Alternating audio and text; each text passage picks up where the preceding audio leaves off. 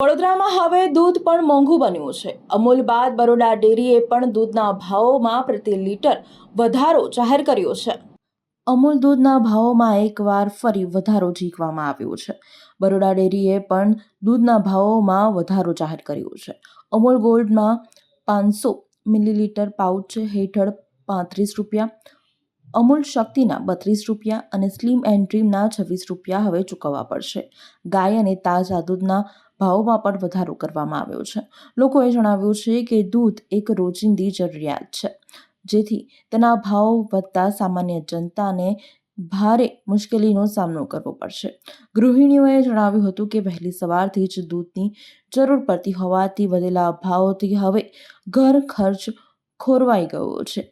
ગૃહિણીઓના જે બજેટ હોય છે તે પણ ખોરવાઈ ગયા છે। પડશે 100% મધ્યમ વર્ગને પરિસ્થિતિમાં પડશે, પણ હવે ઠીક છે, હવે જે રેટ પડશે એના પ્રમાણે આપણે આગળ તો ચાલવું જ પડશે અને ગરીબ વર્ગને કંઈક વાંધો તો આવવો પડશે એવું લાગે છે।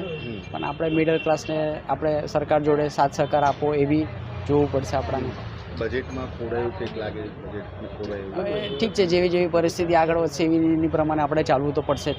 મધ્યમ વર્ગ પર કેટલી અસર પડશે? મધ્યમ વર્ગ પર 100% ફરક પડવાનો જ છે આનાથી।